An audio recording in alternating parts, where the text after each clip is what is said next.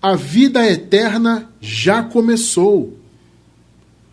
Nossos versículos iniciais se encontram na carta de Paulo a Tito, capítulo 1, versículos 1 e 2, nova versão internacional. Paulo, servo de Deus e apóstolo de Jesus Cristo, para levar os eleitos de Deus à fé e ao conhecimento da verdade que conduz à piedade. 2.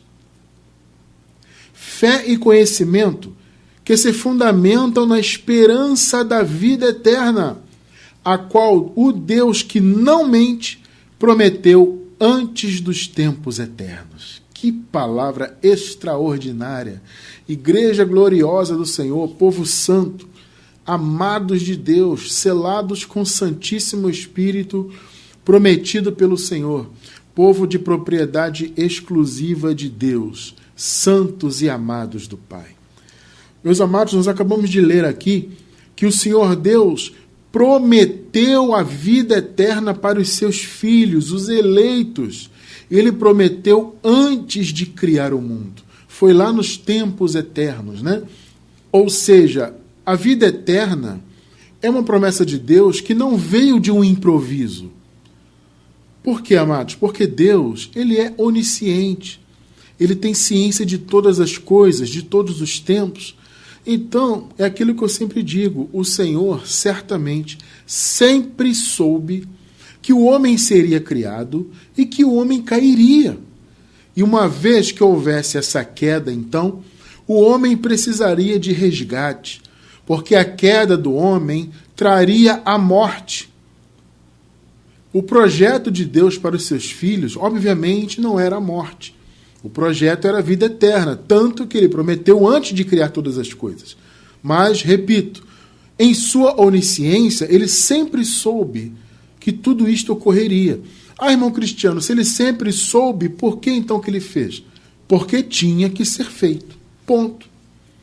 Sabe, amados, esse tipo de questionamento, eu penso que não cabe. Você questionar a Deus pelo que ele fez, ora, ele fez porque tinha que ser assim, não tinha outro caminho. Era a vontade dele sempre se estabelece. Agora, ele sempre soube que haveria esses percalços. Ele criaria o primeiro homem não seria da salvação, seria apenas pó da terra. Percebe? Deus sempre soube disso aí. Só que ele criou para colocar em prática a sua obra, o seu desejo, a sua vontade. Tinha que ser dessa maneira. Só que Deus, amados, em sua misericórdia, ele de antemão providenciou a promessa da vida eterna para os seus filhos. Aqui nós lemos o apóstolo Paulo, deixa eu abrir um parêntese, né? Nós acabamos de ler o apóstolo Paulo falando na esperança da vida eterna. Quando Paulo fala de esperança, por que ele usa essa palavra, né? Porque, afinal de contas, a esperança, ela é algo que você ainda aguarda, não é? Não está em suas mãos, você está aguardando, é uma esperança. Por que Paulo fala isso se nós hoje afirmamos que já temos a vida eterna? Inclusive é o tema de hoje, né? A vida eterna já começou, ela começou no ano 70, na segunda vinda, na ressurreição. Então, se já começou, por que o apóstolo Paulo faz referência, então, à esperança? Vamos lá, é uma questão de contexto temporal. É o contexto do tempo, ou seja, você tem que se posicionar no tempo devido para você entender o que a palavra está dizendo. É muito importante isso, as pessoas não levam isso em consideração. Então, veja, Paulo fala em esperança porque, de fato, naquele período, eles estavam esperando a manifestação da vida eterna. Como vimos na semana passada, quando nós falamos a respeito da morte, né, da destruição da morte, o Senhor já aniquilou, já acabou com ela, é um assunto maravilhoso. Aliás, eu recomendo muito que você assista ao estudo anterior. Claro, vai estar na descrição do vídeo no YouTube o estudo anterior. Assista para você entender essa questão. Então, uma vez que a morte foi aniquilada no ano 70, acabou a esperança. A vida eterna se manifestou ali. Só que a igreja primitiva estava antes no tempo, ou seja, antes do ano 70. Por isso eles estavam em esperança.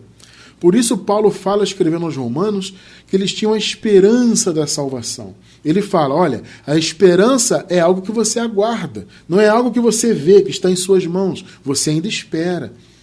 Então eles estavam aguardando a manifestação da salvação. O que é salvação? Como vimos semana passada, salvação é sinônimo de libertação da morte eterna. Ou seja, os filhos de Deus foram libertos da primeira morte, que foi a morte que de fato acabou, né? Foi aniquilada, destruída. Ela foi jogada no lago de fogo junto com Hades. Quem estudou semana passada se lembra, né? Então a morte foi aniquilada na segunda vinda. E os filhos de Deus, consequentemente, também foram livres da segunda morte, que é a morte eterna, que é a destruição, ou seja, a segunda morte, ela é mais do que a morte. Como vimos semana passada, a morte era aquele estado intermediário onde havia o desmembramento das pessoas. Nós que somos filhos de Deus, como eu já expliquei algumas vezes e vou repetir agora, nós possuímos 3 elementos. Somos formados de corpo, alma, espírito. Então, o nosso espírito é o elemento divino. A alma é o nosso eu, é a nossa personalidade, é quem nós somos como pessoas. E o corpo é o nosso invólucro. Então, esses 3 elementos eram separados naquela ocasião antes do ano 70. Esta era a morte. O espírito voltava para Deus, o corpo, que é o pó, ia para o pó, e a alma ia para o lugar dos mortos, conhecido no grego como Hades, em hebraico como Sheol. Tá? Ou seja, a alma deixava de existir, a vida deixava de existir, porque a alma é sinônimo de vida, né? Então a vida acabava nesse âmbito terreno. Então havia esse desmembramento do povo de Deus. Então esta era a morte. E ali o povo de Deus ficava confinado no lugar dos mortos. Alguns chamam de sono da alma, né? Inclusive existe esse eufemismo, né? O Paulo, por exemplo, fala assim, os que dormiram em Cristo, né? Ou seja, dormir é um eufemismo para a morte, para aquela primeira morte que foi uma morte transitória, um estado transitório até que houvesse a ressurreição dos mortos no ano 70. Então os irmãos da igreja primitiva estavam antes disso. Então, eles ainda estavam à mercê da morte. Jesus já havia vencido a morte para ele mesmo, né? A alma dele saiu do Hades, então venceu o lugar dos mortos. Vamos ler novamente daqui a pouco isso aqui, para relembrar. Então, Jesus foi o primeiro a vencer, e depois, no ano 70, ele venceu a morte em definitivo. Ele acabou com isso. O que restou foi a destruição, que apesar de ser chamada de morte, ela é mais do que a morte. Ela é a destruição definitiva das almas. Entende? Então, até o ano 70, eles estavam à mercê da morte. Por isso que Paulo cita salvação em esperança, esperança da vida eterna, porque eles estavam literalmente esperando. Nós não estamos em esperança. Nós que nascemos depois da cruz, depois do ano 70, depois da ressurreição, ou seja, depois de toda a obra consumada, não faz sentido dizer que eu estou em esperança. Porque a vida eterna já é uma realidade. A vida eterna já está em nosso espírito. Como vimos na semana passada, e vou relembrar agora, a morte biológica não é a verdadeira morte. A morte biológica é esperada, porque Adão, que é a carne, tem que morrer. Deus deu essa sentença. Agora, diferentemente do que acontecia antes do ano 70, onde havia esse desmembramento, havia esse aprisionamento das almas no lugar dos mortos, em nossa era não existe mais isso.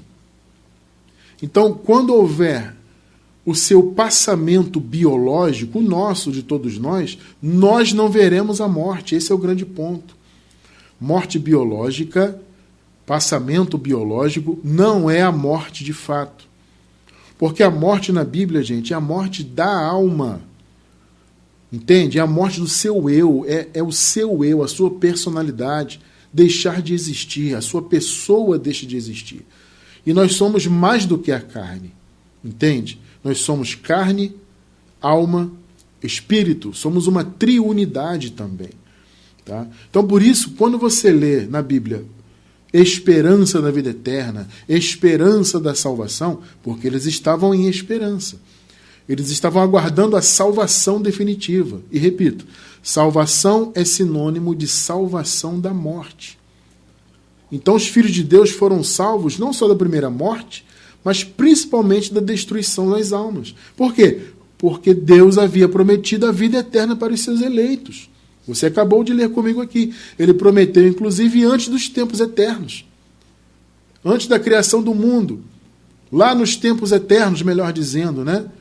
Deus prometeu lá nos tempos eternos, antes da fundação do mundo. Então Deus, ele nunca improvisou com isso. Ele criou, ele fez a criação, sempre soube como seria, e justamente por saber como seria, é que ele já preparou a vida eterna, prometeu. Deus é maravilhoso, né? Então o Senhor prometeu a salvação eterna, que é sinônimo de vida, né, eterna, aos seus escolhidos. E um detalhe, amados, uma coisa que eu sempre costumo reforçar aqui também, é que ele não prometeu apenas a vida eterna em si, mas ele prometeu também a graça que daria essa vida eterna gratuitamente. Porque, veja, a religião diz o quê? O sistema religioso costuma dizer que nós temos que lutar para ter a vida eterna. Não é verdade? Tem que pagar o preço, tem que cumprir cerimônias, frequentar a missa, tomar a Eucaristia ou Santa Ceia, né? E batizar nas águas, e andar alinhado ali às doutrinas da igreja. Só assim você eventualmente pode ser salvo. Então, na verdade, a salvação que o sistema diz não é salvação, né? É você pagando, literalmente, né? Ou tentando pagar o preço para ter a vida eterna. Isso não é salvação, porque a salvação foi Deus que deu. Agora, se você está tentando se salvar por suas obras, isso não é a salvação de Deus. É você tentando se salvar. Você percebe que o raciocínio está todo distorcido? Não faz sentido isso aí, meu irmão, minha irmã. Porque a salvação foi uma promessa de Deus e ele daria pela graça.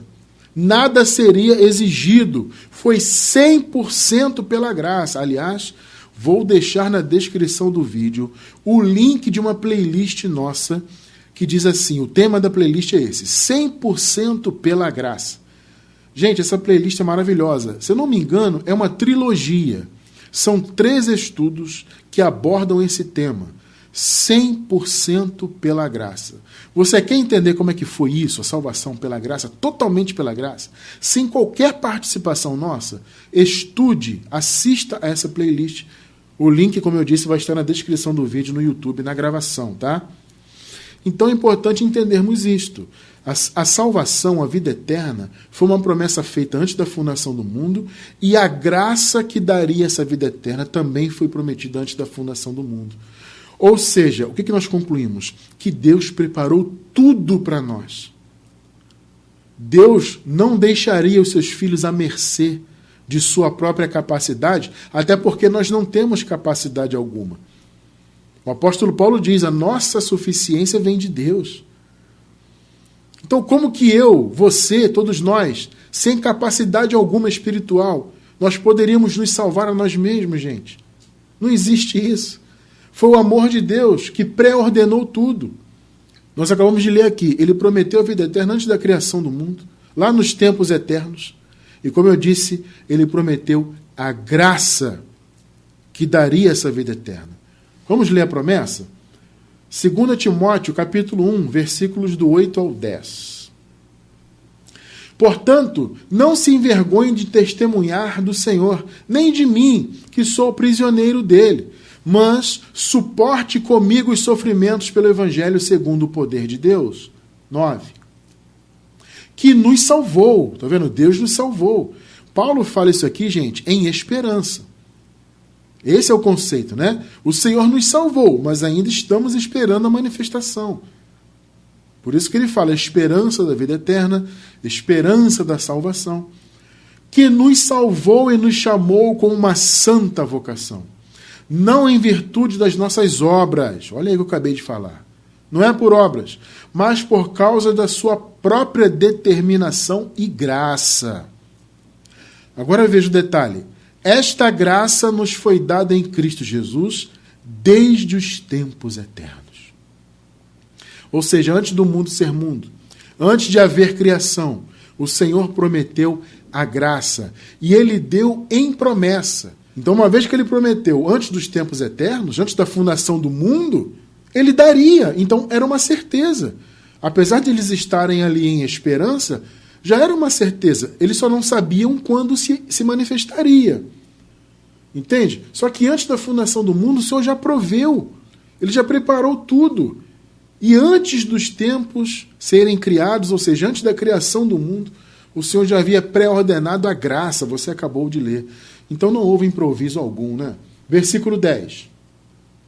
Sendo agora revelada pela manifestação de nosso Salvador, Cristo Jesus, ele tornou inoperante a morte. Está vendo, abençoado? Tornou inoperante a morte e trouxe à luz a vida e a imortalidade por meio do Evangelho. O que é, irmão, trazer à luz? Trazer à luz, gente, é revelar. Tá? Tanto que a palavra revelação significa retirar o véu, né? Ou seja, os seus olhos estão tapados pelo véu, você retira o véu, a luz chega nos seus olhos. Então, trazer à luz é isso, ou seja, o Evangelho revelou a nossa imortalidade, que Deus havia prometido lá antes dos tempos dos séculos. Maravilha, né? Antes da criação do mundo, o Senhor prometeu a vida eterna. E como vocês viram, ele prometeu também a graça. E através do Evangelho, ele trouxe à luz esse entendimento da vida e da imortalidade dos filhos de Deus. Hoje você sabe que você é imortal, já nasceu assim, ou seja, a sua alma jamais verá a morte. Você sabe disso por quê? Porque o Evangelho te revelou. Agora pergunta para o sistema, as pessoas que estão lá, se elas têm essa revelação. Por que elas não têm essa revelação? Por que elas acham que ainda estão à mercê da morte da alma? Por que elas esperam Jesus voltar ainda? Porque elas esperam pela salvação ainda, sem saber que ela já foi dada. Por que elas aguardam a vida eterna e ficam lutando para obterem a vida eterna? Porque esse entendimento não foi trazido à luz. O que traz à luz esse conhecimento, a nossa imortalidade, como Paulo disse, acabamos de ler aqui, foi por meio do Evangelho. Então só o Evangelho revela a imortalidade dos filhos de Deus. Então, qualquer pessoa que não entende esse conceito da morte da alma, qualquer pessoa que ainda luta para ser salva, que busca ainda, quem sabe, a salvação no futuro, que tem dúvidas, espera Jesus voltar para, quem sabe, né, ter a sorte de ter a vida eterna. As pessoas que estão nessa condição, elas estão assim porque elas não estão submetidas ao Evangelho. Vamos ler novamente o versículo 10? Sendo agora revelada pela manifestação de nosso Salvador, Cristo Jesus. Ele tornou inoperante a morte e trouxe a luz. Ou seja, ele revelou a vida e a imortalidade. Por meio de quê? Do Evangelho. O Evangelho é que revela a imortalidade dos filhos de Deus. Só quem tem a luz do Evangelho em sua mente entende isso. Por isso que as pessoas na religião, repito, estão nessa condição. Busca a salvação, luta, paga o preço, tem medo, e Jesus vai voltar ainda, meu Deus, o que vai acontecer? E o Armagedon, e a guerra, isso e aquilo, será que eu vou ser salvo? Será que eu vou ser arrebatado, entre aspas? As pessoas estão nesse desespero aí, porque elas não conhecem o Evangelho. Só o Evangelho traz à tona isso. Então hoje você entende que Deus prometeu a vida eterna antes de criar todas as coisas, e também prometeu a graça. Olha só que coisa. Então você tem a vida eterna pela graça que ele conquistou, porque havia prometido, né, que daria essa graça. E Jesus, nos dias de sua carne, ainda como Nazareno, ele reforçou essa promessa. Vamos ler esse clássico aqui? João 10, do 24 ao 28. Os judeus reuniram-se ao redor dele e perguntaram: até quando nos deixará em suspense? Se é você o Cristo, diga-nos abertamente. Olha só. Olha o desespero deles, né? Querendo saber ali: ô Jesus, qual é a sua? Você é o Cristo mesmo? Fala abertamente, cara. Eles estavam enfrentando Jesus, gente. 25 e 26. Jesus respondeu: eu já lhes disse, mas vocês não creem.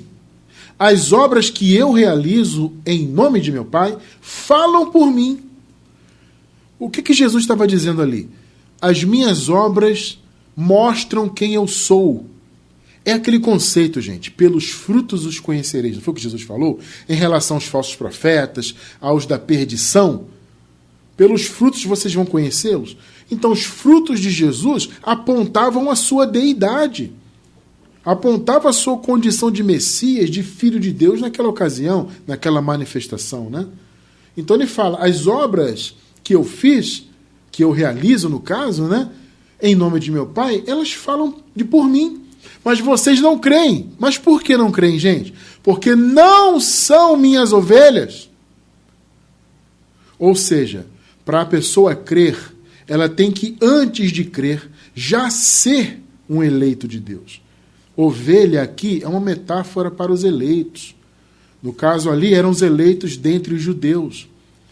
Então, só quem era ovelha, entre aspas, eleito de Deus ali, é que creria nele. E eu pergunto, deixa eu aproveitar para abrir um parêntese. Eu pergunto para vocês aqui, onde você encontra livre-arbítrio aqui que o sistema prega aí? Que qualquer um pode se tornar filho porque quer. Qualquer um, entre aspas, aceita Jesus. Não tem isso aí. Só creu nele quem era dele. Os eleitos, as ovelhas naquela ocasião. Porque os demais, nem vendo as obras que ele fazia ali, acreditaram. 27 e 28.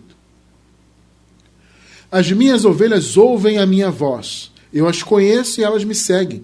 Eu lhes dou a vida eterna. Olha a promessa. E elas jamais perecerão. Perceba esse detalhe. Jamais perecerão. Ou seja, os meus filhos não têm que perecer. Aqui é uma referência à morte definitiva. A destruição, a perdição das almas. Perdição significa destruição eterna. E elas jamais serão aniquiladas para sempre. Jamais vão perecer. Ninguém as poderá arrancar da minha mão. Tremendo, né? Ninguém poderia arrebatar os filhos de Deus das mãos dele. Por isso que aquela primeira morte que foi aniquilada era uma morte ainda intermediária. Foi um período de morte que seria vencida. Aquela morte, como vimos semana passada, acabou, não tem mais a morte da alma. Existe a segunda morte, que, como eu disse, é mais do que morte. A segunda morte, apesar desse nome, na verdade ela é uma destruição definitiva. E os filhos de Deus, nós eleitos dele, jamais passaremos por essa destruição eterna, porque você acabou de ler comigo. Os meus eleitos jamais perecerão, jamais perecerão. Por quê? Porque eu lhes dou a vida eterna. Então, jamais perecer é isso. É sinônimo de viver para sempre. É sinônimo de não ter a sua alma destruída para todo sempre. Então, quando Jesus prometeu que os seus jamais pereceriam, ele estava prometendo que a vida dos eleitos e das eleitas de Deus neste mundo não se perderia eternamente. Ao contrário, a promessa do Senhor é que esta vida seria eterna.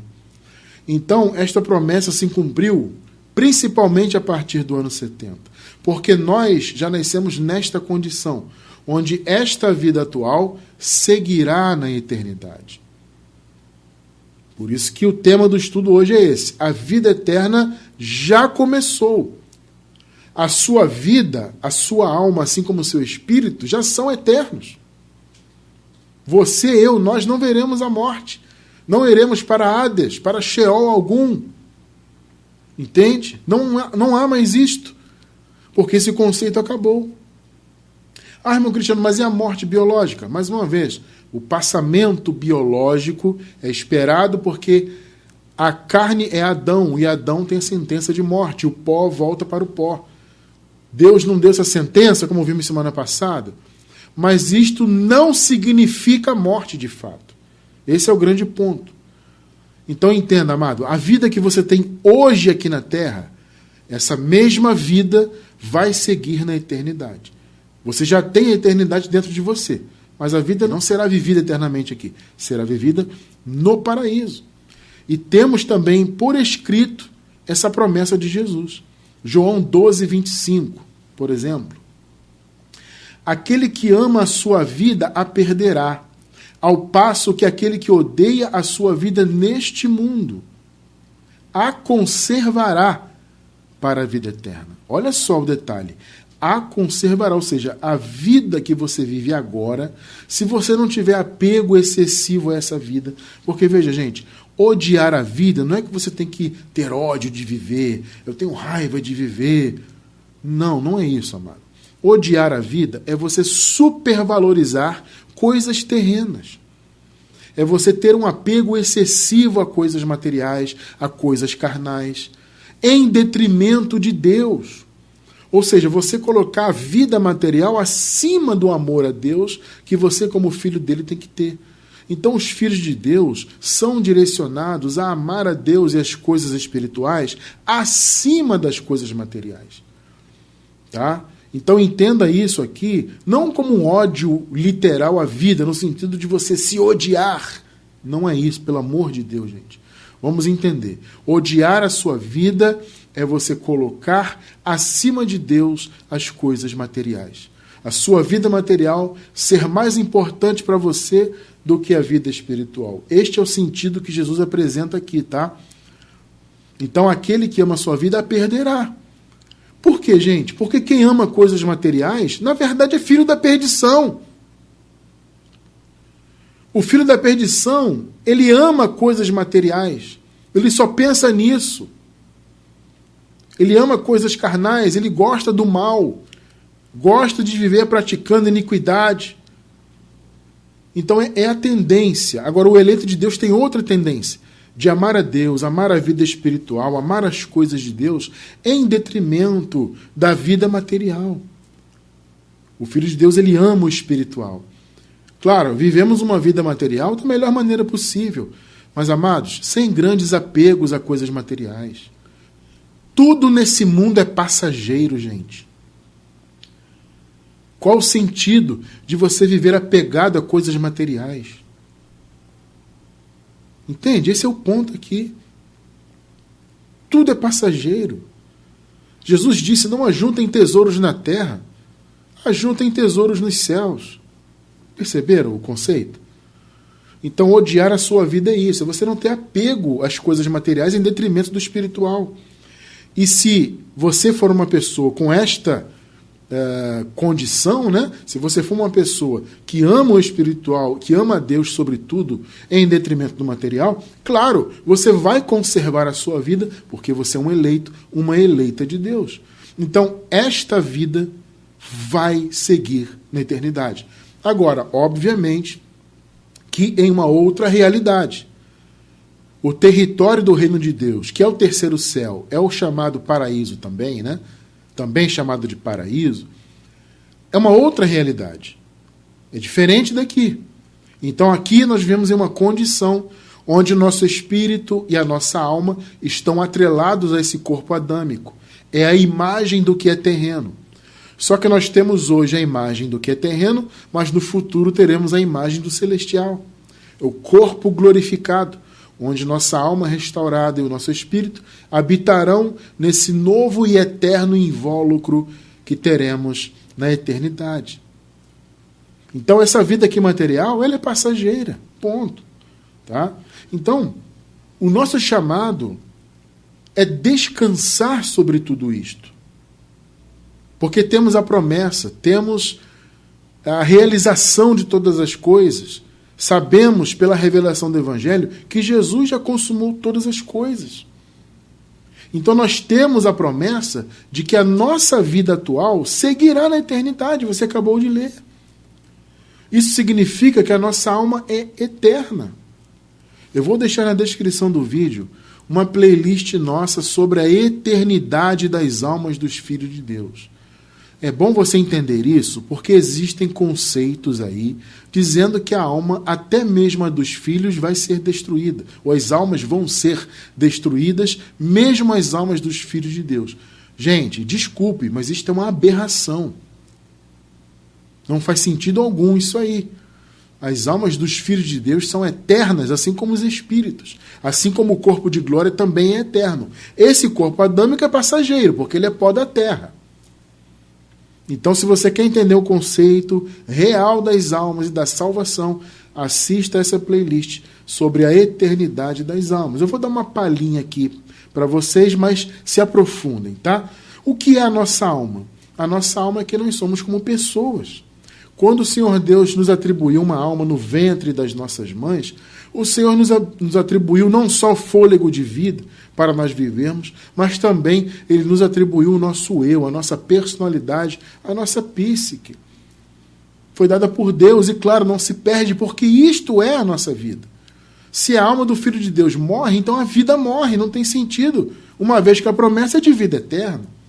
Então, assim como o nosso espírito, a nossa alma atualmente está atrelada a esse corpo mortal, mas quando o corpo mortal voltar para o pó, que é o lugar dele, a alma seguirá viva e vai habitar um novo corpo. É até a brincadeira que eu fiz semana passada, né? Vamos trocar de roupa, ou de casa, né? Porque o apóstolo Paulo ele faz uma metáfora dizendo que os nossos corpos são casas ou vestimentas. Interessante, né? Então ele fala, nós temos uma casa, mas teremos um edifício. E ele chama também de vestimenta. Então o corpo atual é uma vestimenta de pó. O corpo eterno de glória é uma vestimenta eterna e perfeita. Então veja, nós, filhos de Deus, possuímos os 3 elementos distintos, como nós já falamos no início do estudo. Somos triúnicos. Corpo, que é o nosso invólucro, essa matéria, o veículo, né? O meio físico para vivermos aqui, que é um resquício de Adão ainda, é o corpo. A alma, tanto no grego psique quanto no hebraico nefesh, é o mesmo conceito, significa a nossa vida como um todo. Tá? Então a alma, ela é primeiramente um fôlego de vida, né? É a raiz da nossa personalidade, e ao longo da nossa existência na Terra, a nossa alma também passa a conter as experiências do nosso viver terreno. As emoções, tristezas, alegrias, felicidade, dor, paixões, conhecimentos, tudo está na alma. Aí a pessoa pergunta, irmão Cristiano, se a alma vai ser salva, como é que fica? Tristezas, angústias, etc. É por isso que Deus prometeu a restauração das almas. Porque é evidente, amado irmão, amada irmã, que a nossa alma, tendo respingos, entre aspas, da carne nela, emoções carnais, coisas carnais, é evidente que isso não vai herdar o paraíso. Entende? Então o nosso eu será restaurado de tudo isso. Mas seguirá sendo eu, você, nós. Entende? As pessoas têm um conceito muito errado e fazem um reducionismo muito grande do conceito de alma, porque elas dizem que alma são só emoções. Ah, nossa alma são só emoções, alegria, tristeza, etc., paixão. Isso aí morre, acaba. Não, mas tudo bem, isso acaba. Todas as implicações carnais em nossa alma serão retiradas dela. Restauração é isso, né? Tudo que não faz parte do que é eterno vai ser retirado. Tudo que é material vai ser retirado. Então você não tem que se preocupar com isso. A sua alma é você hoje e será você na eternidade, porém uma alma restaurada. Como eu disse, temos a playlist que explica isso aí tudo, tá? Em detalhes. Então, amados irmãos, a alma não são apenas um conjunto de emoções. Como eu sempre digo, na alma contém emoções. Mas a alma é a nossa vida como um todo. E o terceiro elemento é o elemento divino, é o Espírito. Eu costumo brincar e dizer que o Espírito é o DNA de Deus em nós, né? É o nosso eu celestial, que foi criado antes da fundação do mundo, eleito antes da fundação do mundo, e que nos caracteriza, então, como filhos de Deus. Entende? Então, abençoados, como costumamos dizer aqui, nós já nascemos em condição de vida eterna. Então, os irmãos, antes do ano 70, a igreja primitiva, eles viviam em esperança. Esperança da vida eterna, esperança da salvação, porque eles estavam literalmente esperando. Eles não sabiam quando o Senhor viria trazer o seu reino, juízo, ressurreição. Eles não sabiam. Eles só sabiam que estava muito próximo deles. Entende? Porque isso estava muito claro. Jesus deixou isso muito claro. O apóstolo Paulo deixou isso muito claro. Estava muito perto, mas eles não sabiam quando seria. Tá? Ou seja, era muito claro que seria ainda naquela geração. Esse é o grande ponto, né? As pessoas ficam erroneamente esperando que aconteça no nosso tempo, no futuro. Biblicamente isso não faz sentido nenhum, gente, pelo amor de Deus. E estão as pessoas aí hoje discutindo o novo Papa. Ah, porque o novo Papa, o Papa morreu, vai vir um outro. Esse Papa vai ser não sei o quê. O Apocalipse e o Papa novo. Um dia desse apareceu para mim na rede social um estudo lá de alguém. Vem estudar conosco o Apocalipse e o Papa novo. Que relação é essa?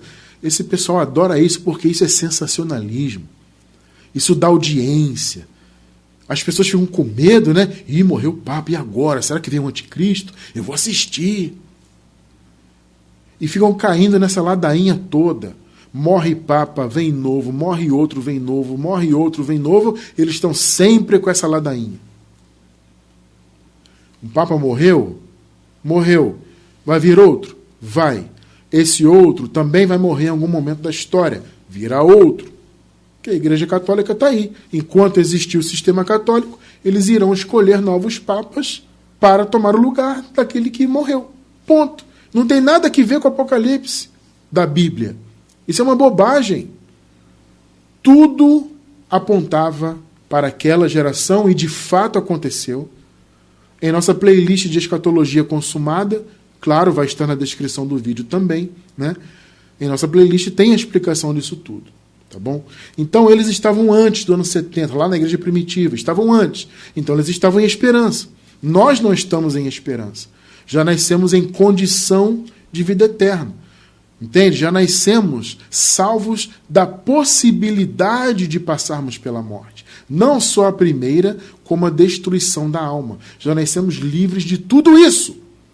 Porque a primeira morte acabou, como vimos semana passada. Assista ao estudo passado. Tá bom?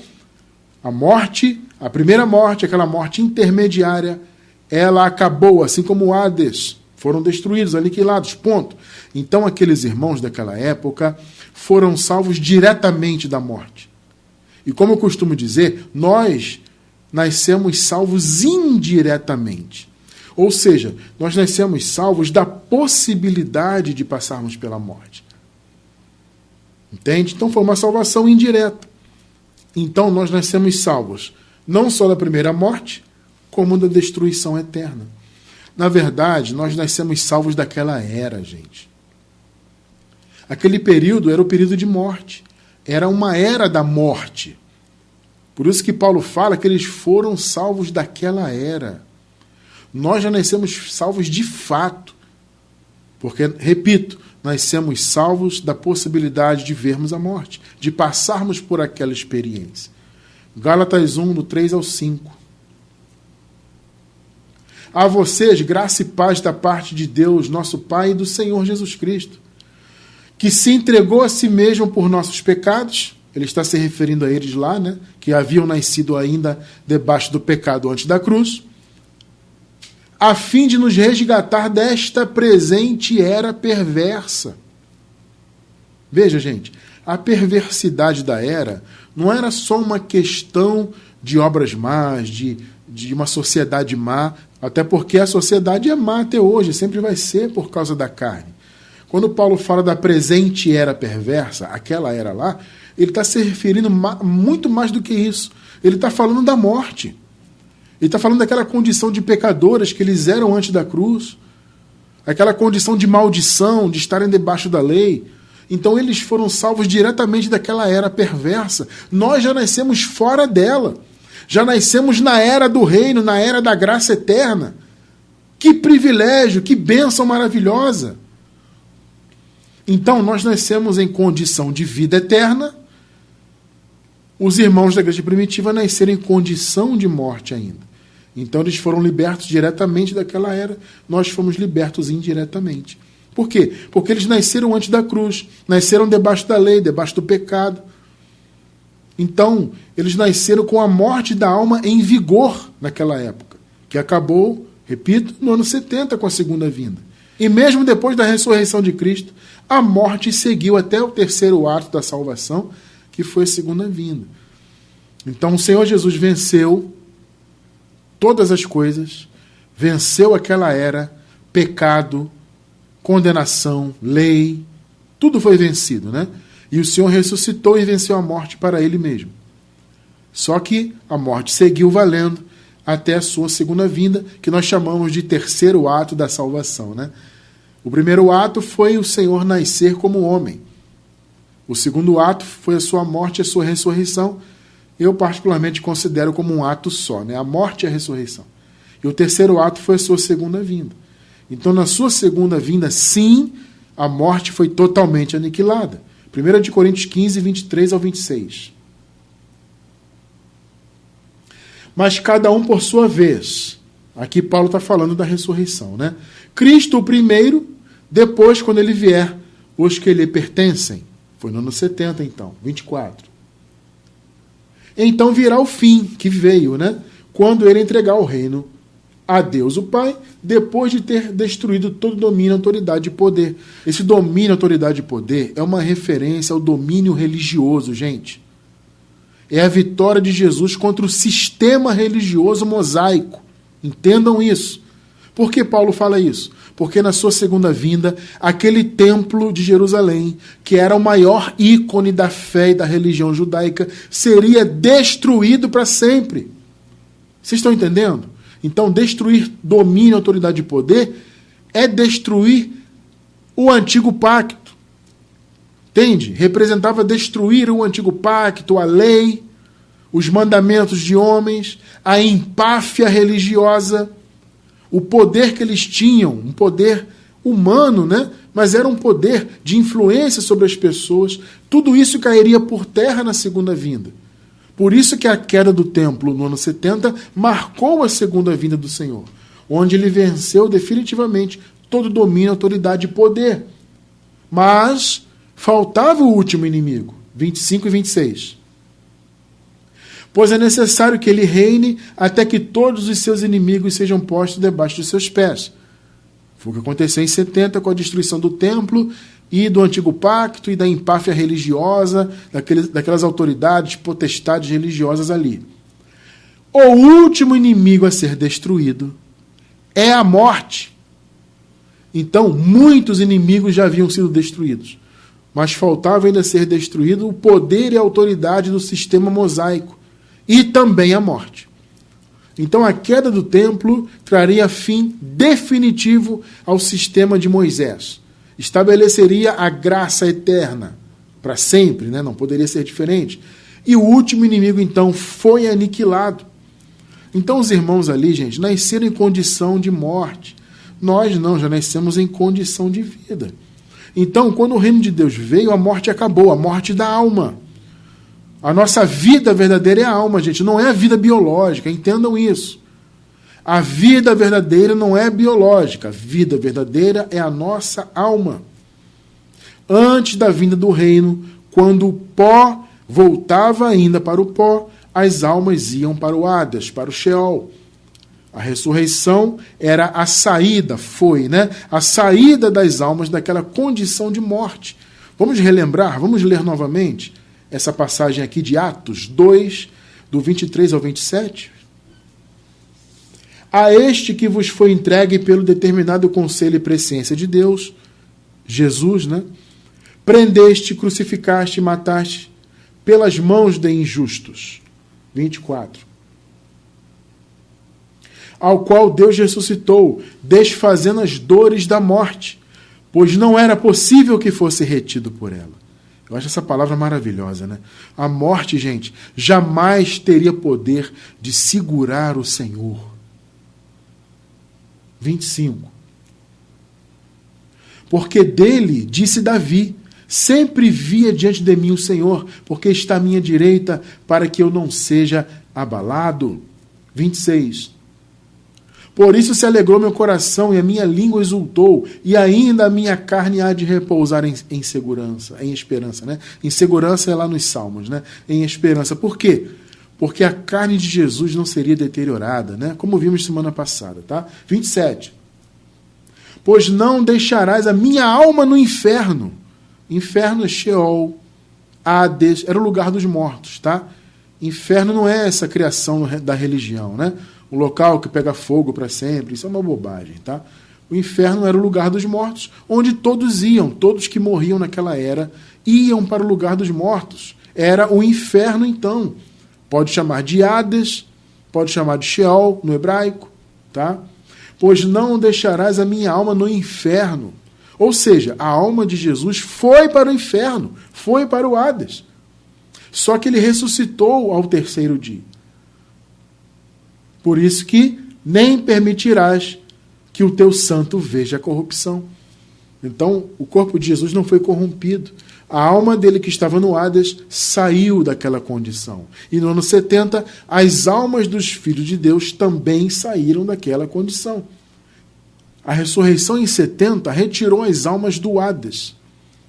Aliás, este foi o verdadeiro arrebatamento, porque as almas e as vidas de todos os eleitos de Deus foram arrebatadas das mãos da morte, né? Então, o Hades e a morte, o inferno, foram lançados no lago de fogo, como vimos semana passada. Então, os filhos da salvação foram retirados daquela condição de morte para a glória eterna, para viver eternamente no paraíso. Assim, a vida eterna na alma é sinônimo de salvação. Ou seja, se já nascemos salvos, isto é, com a salvação consumada, já nascemos então em condição de vida eterna. Por isso que eu posso afirmar categoricamente e biblicamente que a vida eterna já começou.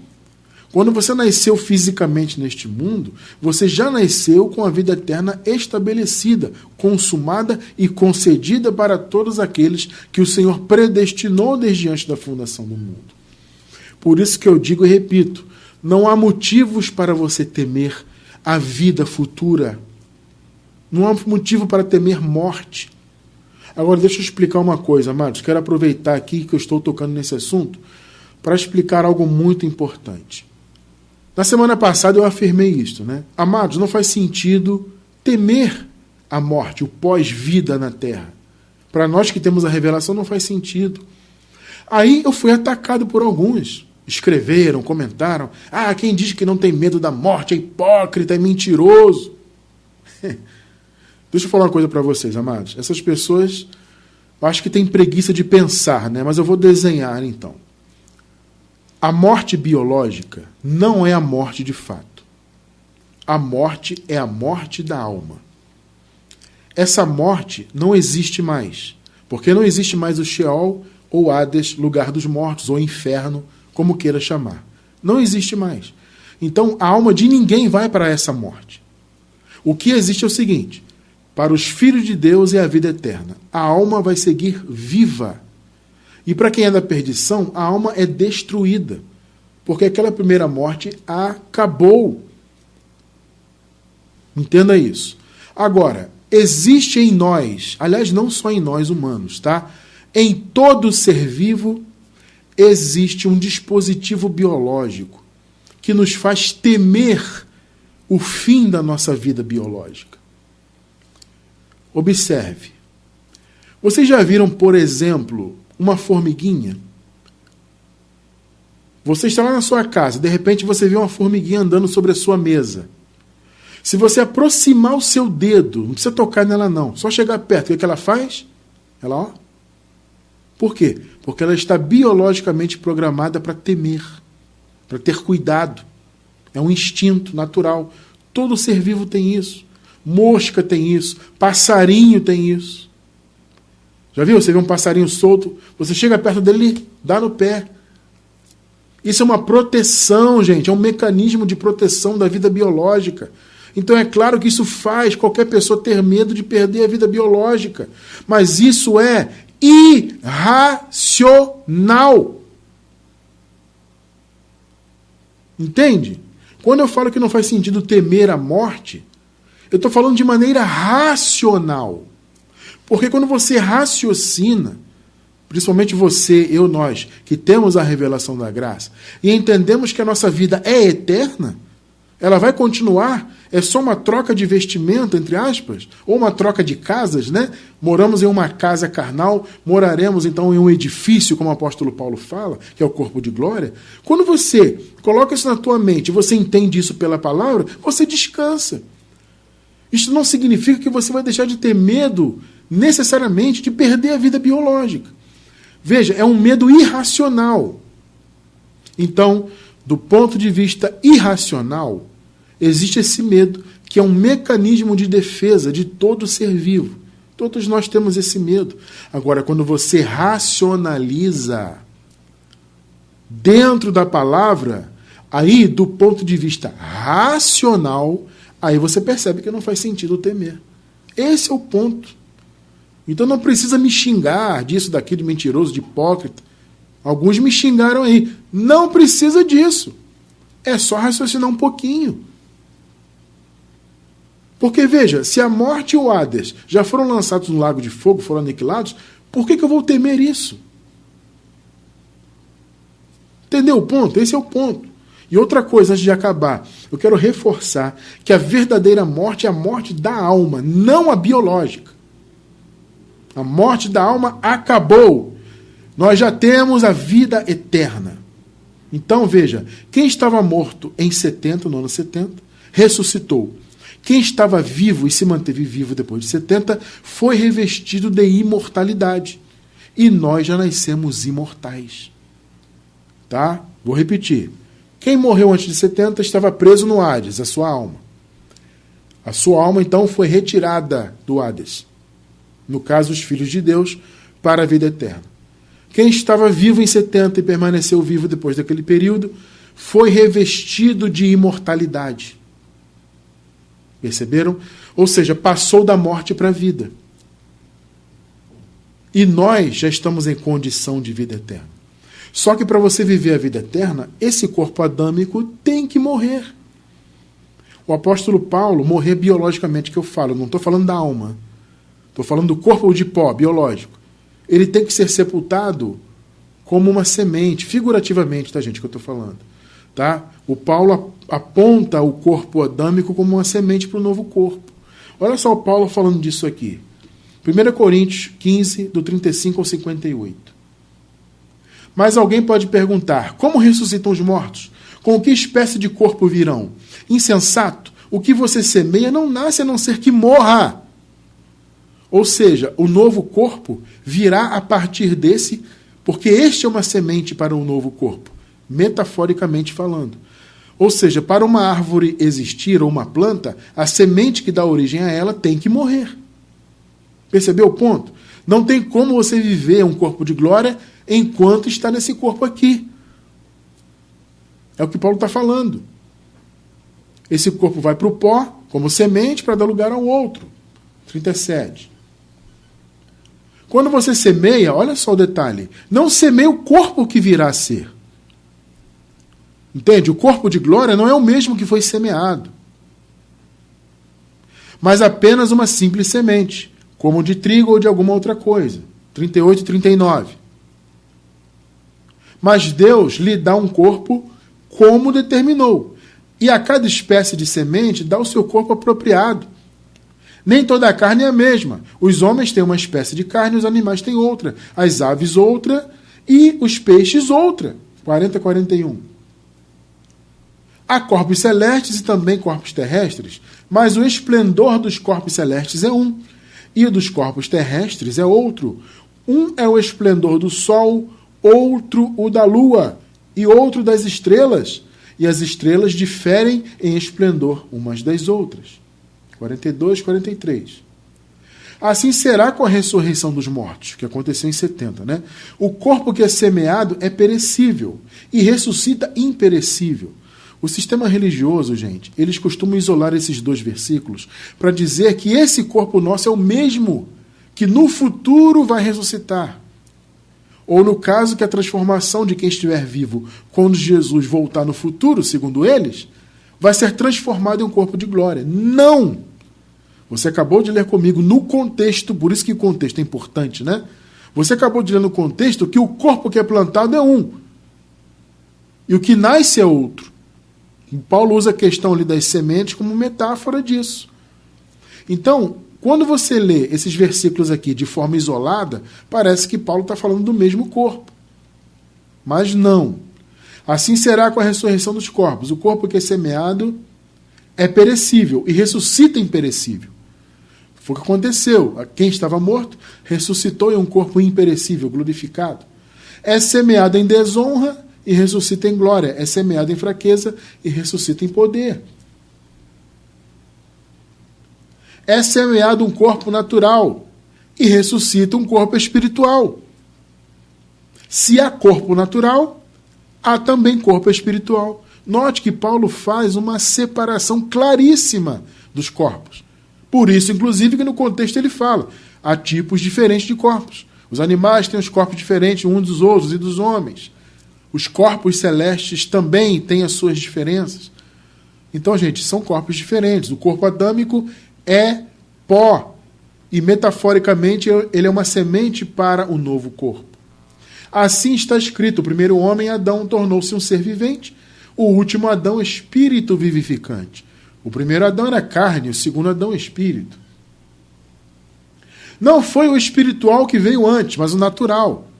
Aqui na terra, tá, gente? Aqui na terra veio o primeiro Adão, carnal, né? Depois dele veio o espiritual. O primeiro homem era do pó da terra. O segundo homem do céu. Os que são da terra são semelhantes ao homem terreno.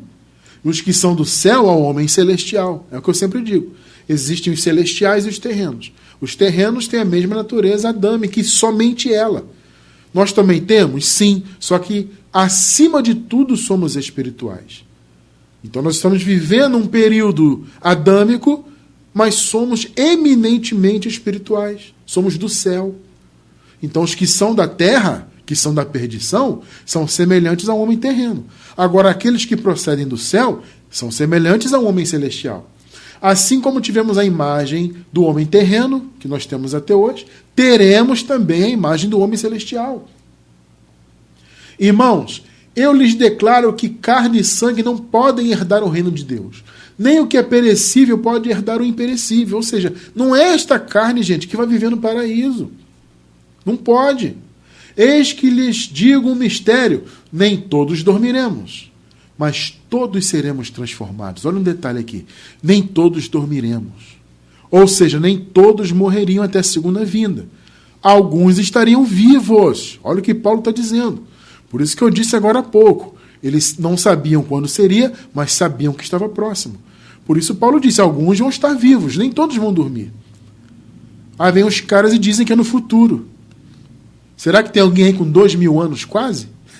Esperando Jesus voltar ainda? Esqueçam isso, gente. Tá? Nem todos dormiremos, mas todos seremos transformados. Que transformação é essa, irmão? É passar da morte para a vida. É deixar de ser mortal para ser imortal. Num momento, num abrir e fechar de olhos, ao som da última trombeta, pois a trombeta soará, os mortos ressuscitarão incorruptíveis e nós, os vivos, Paulo imaginava que ele poderia estar vivo, né? Nós seremos transformados. Pois é necessário que aquilo que é corruptível se revista de incorruptibilidade e aquilo que é mortal se revista de imortalidade. Antes do ano 70, todos estavam em condição de morte, como eu costumo dizer. Então eles tinham que passar a ter vida eterna em si. Então eles eram mortais e passaram a ser imortais. Quando, porém, o que é corruptível se revestir de incorruptibilidade e o que é mortal de imortalidade, então se cumprirá a palavra que está escrita, a morte foi destruída pela vitória. Glória a Deus. Onde está a morte, a sua vitória? Onde está a morte, o seu aguilhão? O aguilhão da morte é o pecado, e a força do pecado é a lei. Tudo isso foi vencido por Jesus, né? Mas graças a Deus, que nos dá a vitória por meio de nosso Senhor Jesus Cristo. Graças a Deus, gente, temos a vida eterna pelo Senhor Jesus, que hoje é Deus sobre todos. Foi ele que concedeu para sempre a vida eterna. Portanto, meus amados irmãos, mantenham-se firmes e que nada os abale. Sejam sempre dedicados à obra do Senhor, pois vocês sabem que no Senhor o trabalho de vocês não será inútil. Creiam nisso, meus irmãos. O que fazemos em nossa geração, pelo reino de Deus, pelo avanço da palavra da graça, não será inútil. Deus é galardoador. Perceberam? Nós hoje já estamos em condição de vida eterna. Só que nós ainda não estamos habitando em um corpo de glória porque ele não é para a terra. O corpo de glória é para o paraíso. Mas a vida eterna já está em nosso espírito. Nós já nascemos revestidos de imortalidade. É o que Paulo falou ali. Então, quem viveu aquele período e permaneceu vivo, como Paulo disse, olha, nem todos dormiremos. Ou seja, alguns vão estar vivos quando Jesus voltar. Então, aqueles que estavam vivos em 70 foram revestidos de imortalidade. Foram resgatados daquela condição de morte. Entende? E nós já nascemos em condição de vida eterna. Então, a vida eterna já começou, gente. A nossa vida atual já é eterna porque ela começou lá no ano 70, há séculos e séculos atrás. Por isso podemos descansar no Senhor e saber que nós já estamos livres daquela condição, já nascemos, né? Livres daquela condição terrível de morte. A nossa vida já é eterna. Glórias ao Criador por isso.